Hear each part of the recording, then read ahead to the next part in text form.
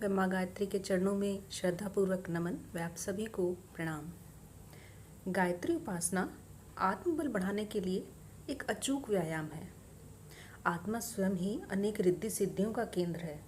जो शक्तियाँ परमात्मा में हैं वे ही इस आत्मा में हैं। परंतु जिस प्रकार राख से ढका हुआ अंगार मंद हो जाता है, वैसे ही आंतरिक मलिनता के कारण आत्म तेज समाप्त होने लगता है। गायत्री उपासना से मलिनता का पर्दा हटता है। जैसे राख हटा देने से अंगार अपने प्रज्वलित स्वरूप में दिखाई देने लगता है, ठीक वैसे ही साधक की आत्मा भी अपने रिद्धि सिद्धि सहित ब्रह्म तेज के साथ प्रकट होती है। गायत्री उपासना कभी भी किसी भी स्थिति में की जा सकती है। यह हमेशा ही लाभदायक होती है। आज हम इस वीडियो में बात करेंगे कि गायत्री की दैनिक उपासना कैसे करें। लेकिन उससे पहले हमें यह जानना है कि नित्य कर्म क्या होता है, यानी जो हमें नित्य करना है। क्या अपनी भौतिक आवश्यकताओं को पूरा करना ही हमारा नित्य कर्म है, या इसके अलावा भी कुछ और है जो प्रत्येक व्यक्ति को करना चाहिए? तो आइए पहले हम ये जानते हैं कि नित्य कर्म क्या होता है। कुछ कार्य ऐसे होते हैं जिनका नित्य करना मनुष्य का आवश्यक कर्तव्य है। ऐसे ही कर्मों को नित्य कर्म कहा गया है। नित्य कर्मों के उद्देश्य हैं, पहला तो ये है कि आवश्यक तत्वों का संचय, और दूसरा है अनावश्यक तत्वों का त्याग। हमारे शरीर को प्राय नित्य ही कुछ ना कुछ नई आवश्यकता होती है। प्रत्येक गतिशील वस्तु अपनी गति को कायम रखने के लिए कहीं ना कहीं से शक्ति प्राप्त करती है। यदि वह ना मिले तो उसका अंत हो जाता है। जैसे मोटर के लिए पेट्रोल चाहिए, कार के लिए बैटरी चाहिए, इंजन के लिए तेल चाहिए, पौधों को खाद पानी चाहिए, पशु पक्षी कीट पतंग प्रकृति के अनुसार अन्न जल वायु लेकर ही जीवित रहते हैं। और यदि आहार ना मिले तो शरीर यात्रा असंभव हो जाती है। तो कोई भी गतिशील वस्तु, चाहे वह सजीव हो चाहे निर्जीव, अपनी गतिशीलता को कायम रखने के लिए आहार अवश्य चाहेगी। इसी प्रकार प्रत्येक गतिशील पदार्थ में हर क्षण कुछ ना कुछ मल बनता है, जिसे जल्दी जल्दी साफ करने की आवश्यकता पड़ती है। जैसे रेल में कोयले की राख बन जाती है, मशीनों में तेल की कीचड़ जम जाती है। शरीर में भी हर क्षण मल बनता है, जो गुदा, नाक, मुंह, कान, आँख, त्वचा आदि के छिद्रों द्वारा निकलता रहता है। यदि मल की सफाई ना होगी तो देह में इतना विष एकत्रित हो जाएगा कि 2-4 दिन में ही जीवन संकट में आ जाएगा। ऐसे ही आत्मा सबसे अधिक गतिशील और चैतन्य है। उसे भी आहार की और मल विसर्जन की आवश्यकता पड़ती है। यदि हम आत्मा को स्वाध्याय, सत्संग, आत्मचिंतन, उपासना, साधना आदि साधनों द्वारा आत्मा को आहार देते रहेंगे तो वह बलवान, चैतन्य और क्रियाशील रहती है। इसीलिए शास्त्रकारों ने आत्म साधना को नित्य कर्म में शामिल करके मनुष्य के लिए उसे एक आवश्यक कर्तव्य बना दिया है। आत्मिक साधना में आहार प्राप्ति और मल विसर्जन दोनों महत्वपूर्ण कार्य समान रूप से होते हैं। आत्मिक भावना, विचारधारा को बलवान, चैतन्य और क्रियाशील बनाने वाली पद्धति को ही साधना कहते हैं। यह साधना उन विकारों, मलों और विघ्नों की भी सफाई करती है जो सांसारिक विषयों और उलझनों के कारण चित्त पर बुरे रूप से सदा ही जमते रहते हैं। शरीर को 2 बार स्नान कराना, 2 बार शौच जाना आवश्यक समझा जाता है। आत्मा के लिए भी यह क्रियाएं होनी आवश्यक है। इसी को संध्या कहते हैं। दिन में 3 बार संध्या करने को त्रिकाल संध्या कहा जाता है। 3 बार ना बन पड़े तो प्रातः सायं 2 बार संध्या की जानी चाहिए। और फिर भी रुचि कम है तो 1 बार तो कम से कम संध्या करनी ही चाहिए। वैसे तो संध्या वंदन की अनेक विधियां हिंदू धर्म में प्रचलित हैं। उनमें सबसे सरल, सुगम, सीधी और अत्यधिक प्रभावशाली उपासना गायत्री मंत्र द्वारा होने वाली ब्रह्म संध्या है। इसमें केवल एक ही गायत्री मंत्र याद करना होता है। अन्य संध्या विधियों की भांति अनेक मंत्र याद करने और अनेक प्रकार के विधि विधान याद रखने की आवश्यकता नहीं पड़ती। सूर्योदय या सूर्यास्त समय को संध्या काल कहते हैं। यही समय संध्या वंदन का है। अपनी सुविधा के अनुसार इसमें थोड़ा आगे पीछे भी कर सकते हैं। त्रिकाल संध्या करने वालों के लिए तीसरा समय मध्याह्न काल का है। सूर्य उदय से 2 घंटे पूर्व उपासना आरंभ की जा सकती है। दिन में किसी भी समय जप कर सकते हैं। सूर्यास्त के 1 घंटे बाद तक जप समाप्त कर लेना चाहिए। तो आइए अब जान लेते हैं कि गायत्री की दैनिक संध्या कैसे करें। नित्य क्रम से निवृत्त होकर शरीर को स्वच्छ करके संध्या पर बैठना चाहिए। खुली हवा का एकांत स्थान मिल सके तो सबसे अच्छा, नहीं तो घर का ऐसा भाग चुनिए जहाँ कम शोर शराबा होता हो और शुद्धता रहती हो। कुश का आसन हो या चटाई हो, उसे बिछाकर पालथी मारकर मेरुदंड सीधा रखते हुए संध्या के लिए बैठना चाहिए। यदि नीचे नहीं बैठ सकते हैं तो कुर्सी पर भी बैठ सकते हैं। प्रातःकाल पूर्व की ओर और सायंकाल को पश्चिम की ओर मुँह करके बैठना चाहिए। और यदि घर में पूजा का स्थान है तो उसी तरफ मुँह करके बैठे, इसमें दिशा का विचार ना करें। पास में जल से भरा हुआ एक पात्र रख लेना चाहिए और एक स्वच्छ कपड़ा भी रख लेना चाहिए। गायत्री की संध्या करने के लिए षट कर्म करना होता है। सबसे पहले पवित्रीकरण करें।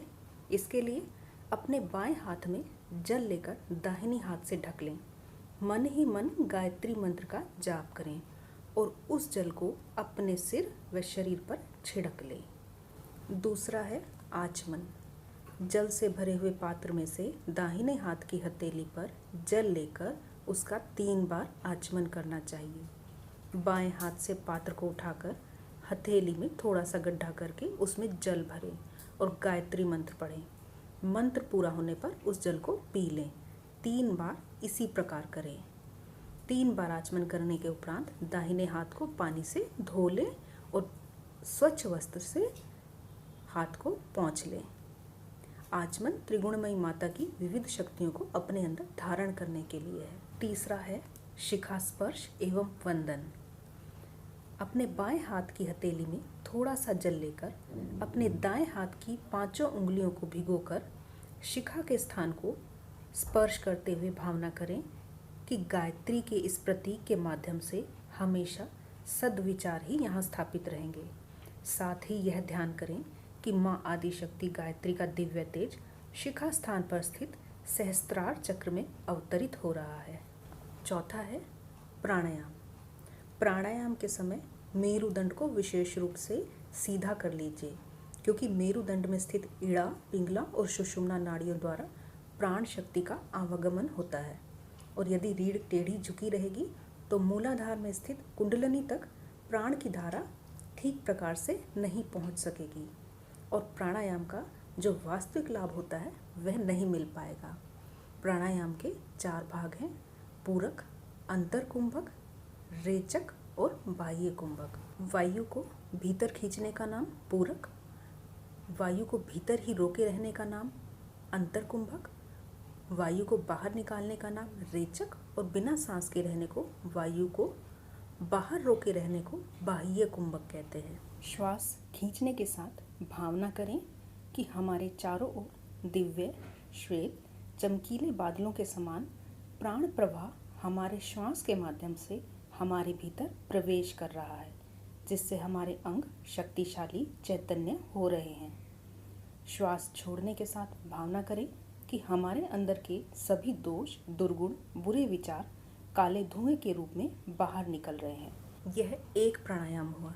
इसी प्रकार 5 प्राणायाम करने चाहिए, जिससे शरीर में स्थित प्राण, अपान, व्यान, समान, उदान नामक 5 प्राणों का व्यायाम और परिमार्जन हो जाए।